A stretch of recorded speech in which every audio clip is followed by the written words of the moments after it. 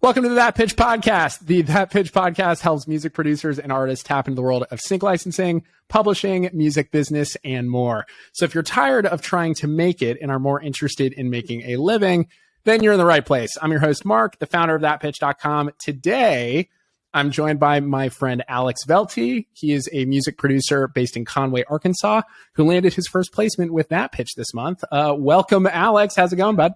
What's up? It's great. I landed a placement and I'm super stoked. So good to be here, man. Dude, when did you join That Pitch? I feel like we just chatted recently.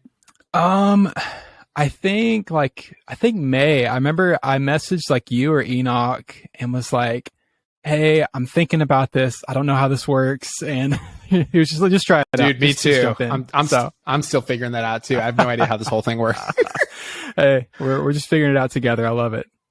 Yeah. Anyways, okay, so I kind of wanted to we're gonna go through the track at some point. Sick. But first I really wanted to talk about honestly, your life, your upbringing in music, how you've gotten to where you are, because you landed a placement with us, which, landing a placement in anything is no small feat, man. Obviously we've made it a lot easier, but anywhere in sync placing is a crazy thing. So yeah, man, so you're in Conway, Arkansas. How's the music scene there? Are you originally from there? Just everything, dude. Yeah. So, I'm born and raised here my whole life. And music scene here is interesting. It used to be a ton of metalheads. We had two music venues that were just all metal bands. Okay. Really, really bad metal bands. Hell yeah, dude. Hell yeah. Mine was one of them. And so here we are. Really, Conway's music scene is not huge. It's more the surrounding area of Little Rock, and then up in Northwest Arkansas, Fayetteville, there's bigger venues there. Ben Rector comes through there. Young and the Giants come through there. So we kind of grow out to a bigger music scene from Conway. But yeah, man, I grew up here. My dad has always been a musician. Just growing up, I would see him play gigs and stuff and would listen to him play Van Halen songs in his office and just turning his amp up super loud. And I was playing video games, oh, I want to do that. Yeah. So my dad was let's go to Guitar Center. So got me a guitar. That was my mom. She was a piano teacher. Forever. Now she does music therapy, but that's awesome. Having a parent that does music is it's great because you get automatic approval. Working your way into the music industry, because they understand it, and if they accomplished it, they're oh, of course this can happen. And if they didn't accomplish it, they're I'm now going to live vicariously through you. Yes. So yes. Oh, I love it. Yeah, honestly too, when I was in third grade, I was trying some sports. I wasn't very good at them, and I was bowling, and my dad's Alex, you can either do bowling or guitar. I'm oh, let's see. Do I want to? How nerdy do I want to look? Dude, I seriously feel the vast majority of people who pursue music did it because they realized that sports was not their thing. I jokingly was the kid. I was super young, and I would sit in the middle of the soccer field because I was I'm not running I'm done. Oh. But everyone forget it. I have flat feet. I'm not doing it. Yeah, man, I appreciate that. Anyway, so back to your dad. Your dad got you kind of into this and started pursuing it. Mm-hmm. Yeah. And so I started playing guitar constantly in my room. I was homeschooled. And so literally I would finish my work and then I would play guitar. And I got really interested in the metal because my brothers were into metal. And so I started trying to start my own bands, ended up joining a couple bands through high school, and kind of ended up going into the singer-songwriter routes into college. Okay. Just because honestly, it's what all the girls I liked wanted to hear. And I was I could do that. I'm a better guitarist than them. It's either you play music, you look good, or you're funny. So you got to have at least one of those three. Yeah. So I was leaning heavy into the music, and I was man, everyone's what do you want to do when you grow up? I'm I don't know. I've always done music. I kind of want to just keep doing music. And it was awkward and weird because I was getting college apps, and I'm like, I don't know, none of this sounds great. Like, like, well, you can like be a choir director. I'm like, well, but I don't really want to do that. So let me ask you, because, a big thing that I think is kind of the future of the music industry. I think COVID really kind of sped this up. I don't think it changed anything. I think it just sped things up. But I feel like the future of the industry is in smaller cities, smaller towns. I mean, if you think about it, if you're trying to build a following, and something that I thought was really interesting. So the baby, he's out of Charlotte, and when he was kind of like building up all of his hype, this was before he was signed. This is before he had any offers. What he would do is he would go to all these small towns around the Carolinas, small college towns. So there's like a Conway, South Carolina. There's a Florence, South Carolina. There's Fayetteville. There's Pembroke. There's all these like smaller cities, and he would pack out these shows. Nobody knew who he was, but it was either that or just drink beers that night. Like there was nothing else to do. So he would have his crew film everything, and then he would just blast that out on social media. So everyone was like, how is this guy booking out these shows? Like he's getting packed shows, and we have no idea who he is. So he just built that hype. You being in Conway, Arkansas, it's a smaller town. When you decided that you wanted to pursue music, did you have any blowback? Was there any of this like classic, oh, you're from a smaller town, this is impossible? I think it makes no sense. Like I think everything is possible in a remote music industry. But what was your experience with that?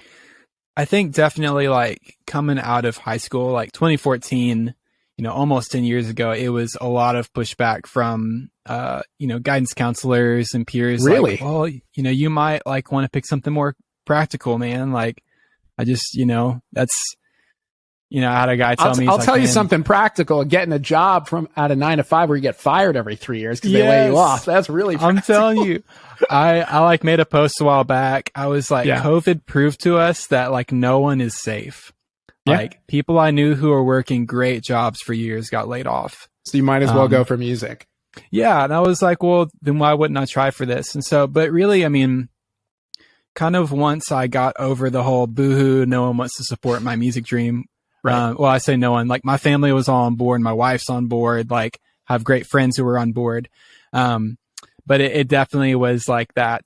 Some of it came from myself too, of like seeing friends like work for Walmart and like pull six figures at 24 years old. And I'm like, damn, that sounds really nice, But like once I kind of got over that, it was like, man, I really feel called to this. I feel like this is the direction and it's what I know.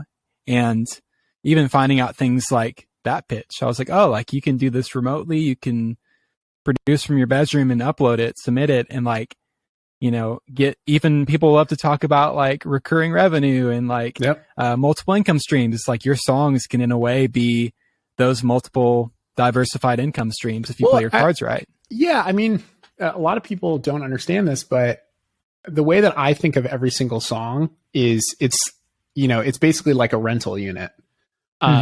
Now they're much smaller than rental units, but they can also become a lot bigger, I talk about like real estate. If you think about a real estate company, right? They have a house and they can either sell it, they can flip it, right? For an upfront fee. So like you could sell your catalog, you could, buy that to an investment fund or sell that to an investment fund, or you could rent it out. Which means you can license it for different uses like, YouTube, music supervisors, ads. But what people don't understand is like, it's like building a business like anything else. I mean, when you really kind of break all this down, you're just building a business, that's all it is. Absolutely.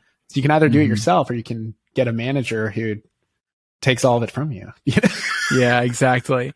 Yeah. And like really, and big shout out too to like Six Figure Home Studio, which is now Six Figure Creative, which you've been on several times. I'm filming at 3 today. So in 47 minutes, I'll be on with Brian. So yes. Well, but like they showed me and proved to me like, hey, like you can just treat this like any startup and your product is just what you create. And the stuff you create with and for other people. And it's like, oh, that's like any other business. I think what's funny in the music industry is like people get into this self-pity thing where they're like, it's not going to happen. There's no money in music, blah, blah, blah. If somebody else is doing it and they figured it out, the only problem is you, Yep. Which, it's a hard pill to swallow. It's like, okay, I have to like honestly assess and go, what am I doing wrong? I can be humble. I would bet that you went through the same thing. So I had, so Charlotte is like, an actual city now. But a couple of years ago, it wasn't. Like we were going, like the city was going through puberty. But everyone hears from New York, gosh, it's growing, And I had a lot of friends, not anymore because now there's some music industry here. But before things started popping off, people would be like, there's nothing going on here. I got to move out to Nashville, or I got to move out to LA, or go to New York or whatever. And then they would get there. And they'd be like, "Oh, it's saturated here. There's so much going on. You can't. It's not even possible." So it's like the only problem is you, bro. Oh yeah. No, I've heard a lot of that. And honestly, man, like and I'm sure there's some parents out there that like want to strangle me, but like I've had some high schoolers that I've like mentored, and they're like, "I'm thinking about going to college for music, or I'm thinking about like moving to Nashville." I'm like, "Hey, I love you so much. Don't." Like, please don't. Just build it wherever you are. Just like keep going. Just like, and the big question, I'm like, what have you done right now? Like, oh, well, like, I think once I get around that scene, like I'll like be more inspired to create. And I'm like, man, like if you're not inspired to create now, like how are you going to expect to when the stress of rents and the part-time job that you have to get and like, whatever else you're figuring out in a new city, like, how is that better than nothing right now? So, like this wasn't the case back in the day, but I completely believe that the first 95% of your career can be accomplished from anywhere at this point, as long as you have an internet connection. I mean, like the last 5%, maybe last 10%, it just sometimes makes sense to like actually be there because like, there's some last minute things but I don't know, even like talking to publishers and labels or whatever, everything is just so, for the most part, organized where like we have a Google Meet at this time, I'm going to send you an invite. So but it's also funny because I've had friends that moved to New York to make it, and 10 hours of their day is working at a restaurant so they can pay rent to be there. And they don't even make music anymore. Exactly. Yep. Well, dude, and like, a real life example that went really well was, have you heard of the band Joan? You ever listen to Joan? Yeah. So my buddy, Matt Huber, like is their like dedicated mix engineer pretty much. Oh, that's sick, dude. And he was working from like, it looked like a grain silo that had been turned into an apartment here in Conway, and like was already killing it working with them, and then moved to Nashville because he was just like, I really want to be around like that scene. It wasn't jump. It was just like, I prefer this. And like all of them are awesome. Like that's the thing. It's like all the locations are great, but it's just at the end of the day, like you can make anything happen anywhere, but like, there's definitely a strategic advantage of not having many distractions around, being one of the only ones in your scene. If you can connect with people online, like you have everything, like it really comes down to you, because if you're if you're in the right place and you're not prepared, it doesn't matter that they hit you up.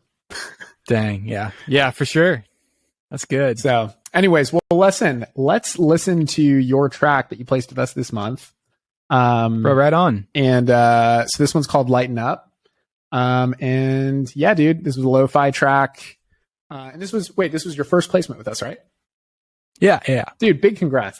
That's awesome. Hey, thanks awesome. So much. Seriously. I'm honored that y'all picked it. So oh, dude, super honored. All the client. It's not us. I mean, we're just the messenger, bro. Hey, right on. Dude, you can become my best friend. It's not up to me. Your music just hit. So good for you. Bro, thank you. Awesome. Cool. Let's listen to it.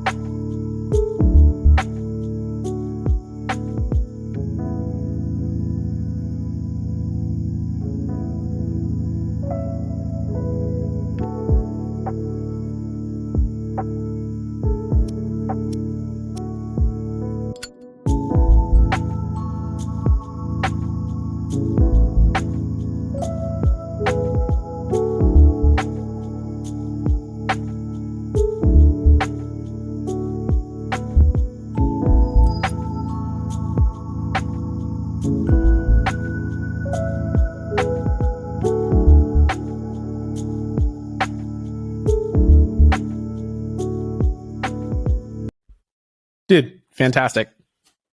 Hey, thanks, man. So I really appreciate that. a couple reasons why I think it did so well and it was such a natural choice. Your motifs, the ba-da, ba-da, ma, or ma, oh, shit. Ba-da, da, da, da. Sorry, once a falsetto. Yeah. You're good. But you had like a really good Q&A.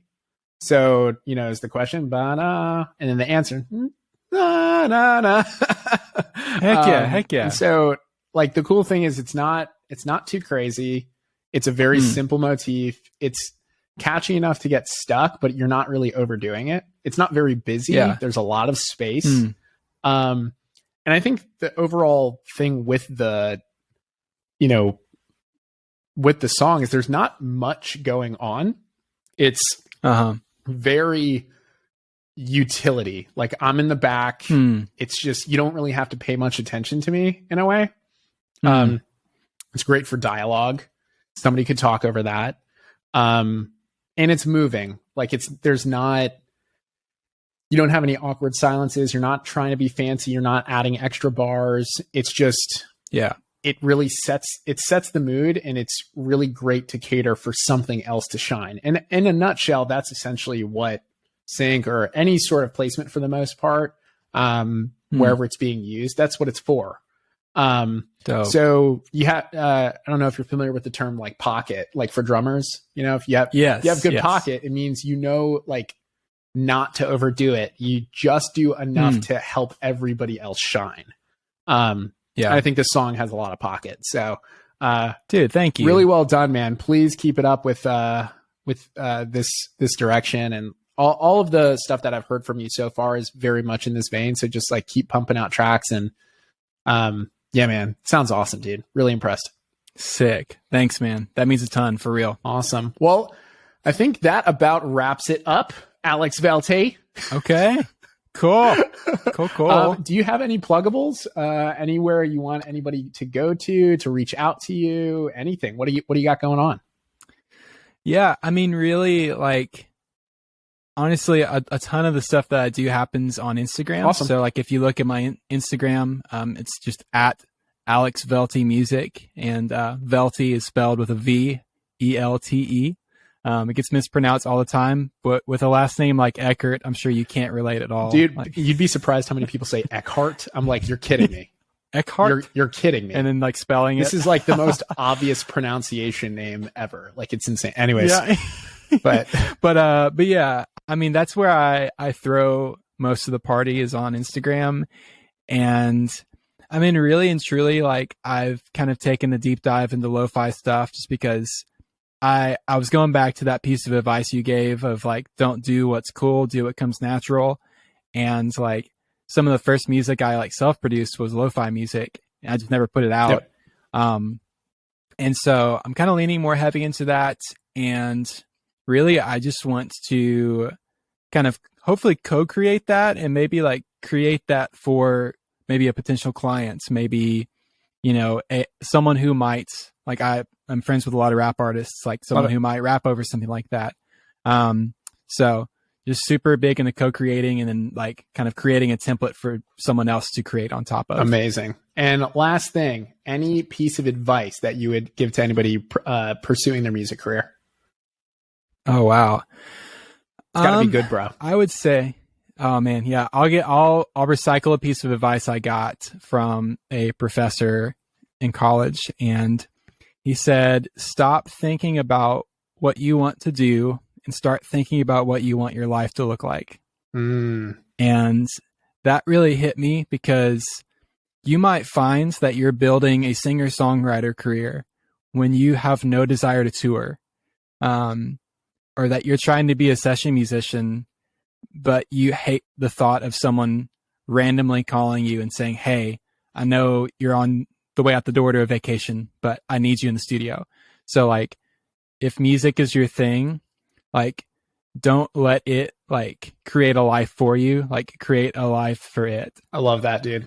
That's awesome. I couldn't agree with you more. All right, some bro. Cool. I hope. All right, man. Thanks for having me on. It's for real. Truly an honor. You're the man. All right, cool.